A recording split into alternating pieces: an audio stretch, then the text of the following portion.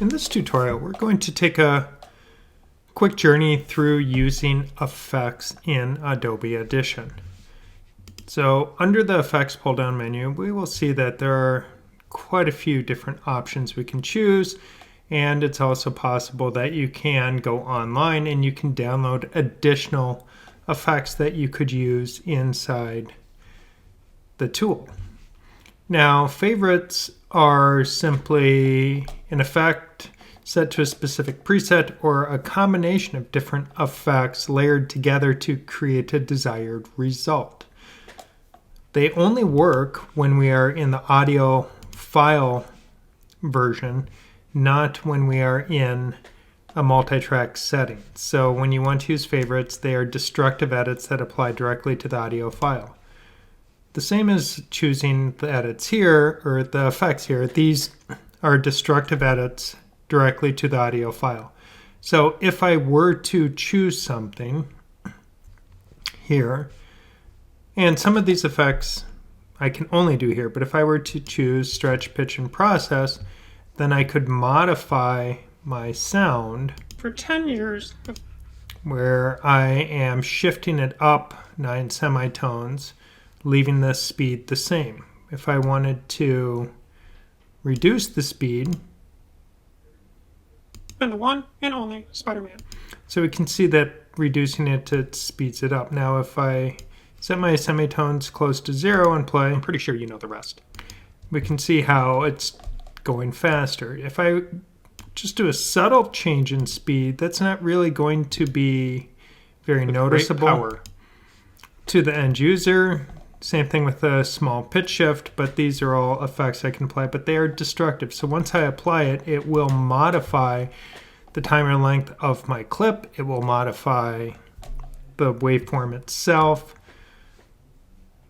Even if I choose some other options, I could choose echo, delay. All of these are destructive. Now I have an effects rack that usually is in the middle panel on the left side. If it's not there, go under Window and look up effects rack. And then when you do so, you'll see that we have different effects I can choose. So if I were to choose something like echo, and I can leave it on the default, green indicates it's currently turned on. So if I hit play, we can hear it occurring in the background. Spider. If I 10 years, click, been the one and only Spider-Man. so we can hear how it's taking effect, and we see it shows up in the list over there. Now I could play with my different settings and adjust those and do something to it, to whatever my heart's content is. I could also say, let's go grab phaser and do something crazy with that. And we'll apply that on top of it. So now I'm doing these two effects together. I'm pretty sure you know the rest. If I turn off echo, Great power comes great responsibility. so I can turn on and off. I was bitten by a radioactive spider, and for 10 years, I've been the one and only Spider-Man. I'm pretty sure you know the rest. So we can see how I can apply these effects. I'm doing this in the audio waveform, not in the multi-track. And once I've put the different effects in place that I'm interested in, if I wanted to bake them into it so that they are now destructive edits permanent, I can click apply. The good part is by having them in my effects rack, if I wanted to adjust the settings, I double click on it, pulls it back up, I can make my changes. So that's a nice way of working. I'm going to just turn these off for now, so we're back to a clean audio form, and jump into my multi-track and drag out a copy of the audio. Now if I look under favorites, we'll see that audio is, or my options are gone. My options here, if I apply these, effectively are going to just dump them into my effects rack, which is over here. But pay careful attention to where we now see an option for clip effects versus track effects. Track effects will apply to all the different audio clips in a given track.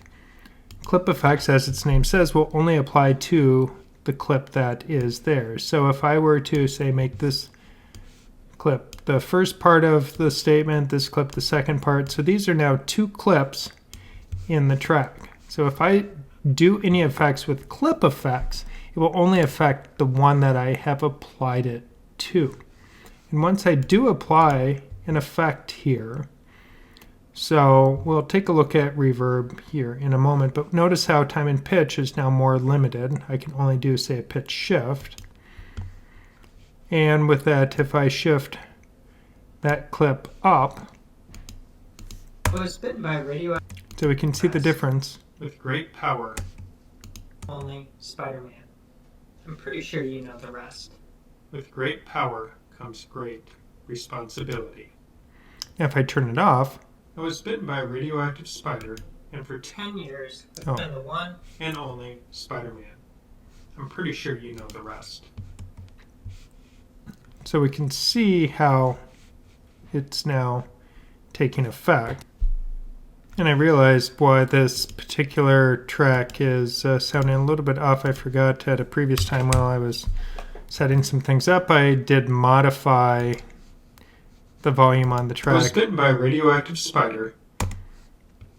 So it did have some things. But I'm going to just get rid of that. There. Get rid of that. I was bitten by... And I just realized I forgot I was wondering why it had this echoey additional effect. It had a chorus effect on there. So now we're back. Spider. And for... So now we're back to, this is just clean audio. So with my sound here, if I want to apply something to a track, it will apply to any clips on that track. If I have clip selected, it will apply only to that clip that is selected. So now we are going to take a look at reverb. We'll see that there's quite a few options under reverb. So the two that we will most commonly use will be studio reverb, which is very gentle on the processor, so it allows for immediacy as we're working. And convolution reverb, which like the other reverbs on here, is an impulse-driven reverb, and those are going to be significantly more CPU intensive, so sometimes we will have delays when we make a change before it can play back that particular effect. Convolution reverb by many is considered more realistic. It creates a better sound. So this would be something to keep in mind as you're working.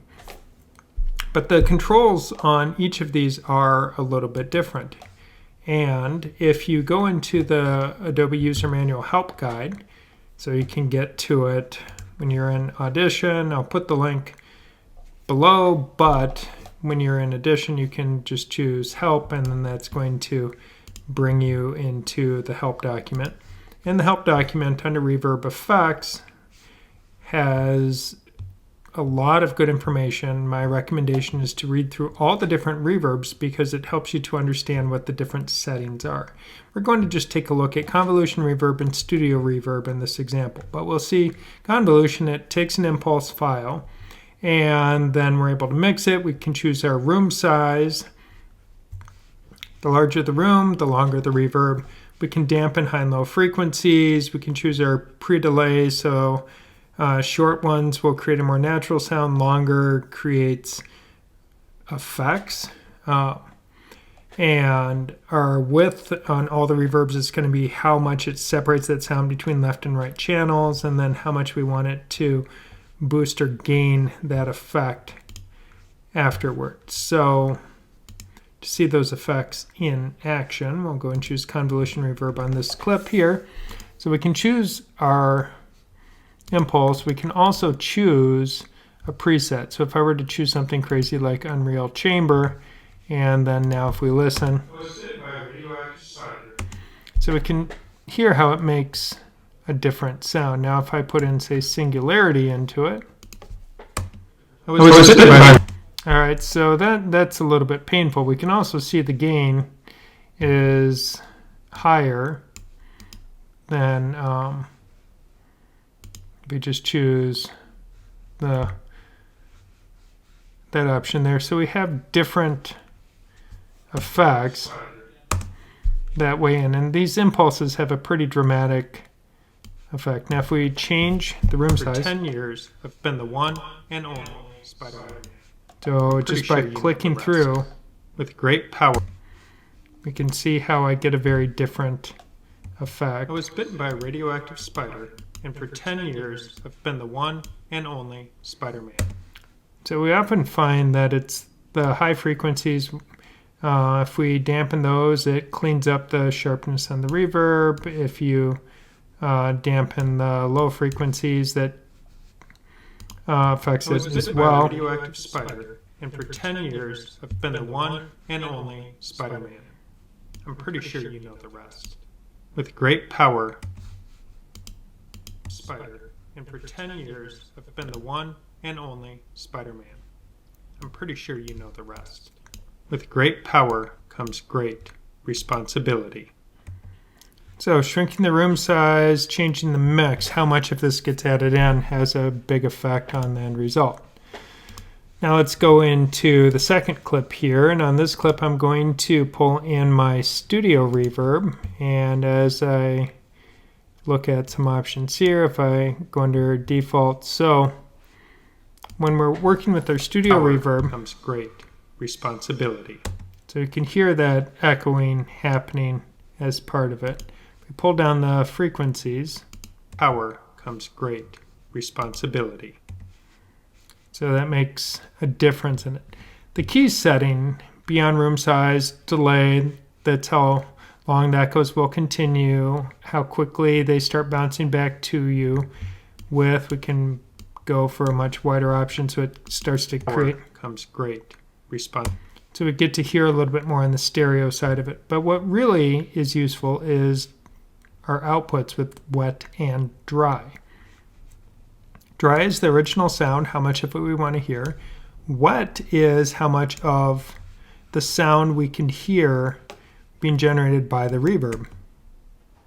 So right now, there's not much sound going on, so let's try and adjust this. So you'll see when I pulled the high frequencies down, it really cuts down. So a lot of that reverb is happening in that radioactive spider, and for 10 comes great responsibility. So that reverb is really happening in those higher frequencies. So if I reduce the damping, reduce the diffusion, great power comes great response. So we can see how that changed the quality of the space. If I shorten up the power comes great decay, that really gives us a sense of actual room size as we work with it. Comes great power. So we can see if I shrink the room size, boost the delay. Great power. So we get some pretty interesting effects happening as we play with it. Now, if I pull that down to a little more modest, and now if I move into a more realistic mix, which would be 80% original, 20% of the reverb, great power comes great. It becomes better. Responsibility. Power comes great responsibility. If I want just a little bit, I may be at, say, 10% and 80%. So figure out the settings that work for you. That's going to give you your best results. Now, again, these settings here, I don't have any way to bake them in like I do when I'm in the waveform where I can apply it and it permanently becomes part of it. In the multi-track, they all sit here in my list. So I can do 16. If I wanted more than 16, what I really should be doing is setting up a separate bus and having my track output to the bus and apply the effects on the bus, and then I could have a bus to a bus to a bus. So I really can string together as many different things as I want and create some pretty interesting effects in a much larger, more complex project. Here, I'm just working with a simple file, trying to do some simple effects with it. Remember, these effects are things that we apply when we are working primarily on the sound. They're destructive edits when we apply them that way. Using the effects rack does non-destructive edits, and then we have clip effects and track effects. Those are really the key takeaways from all of this.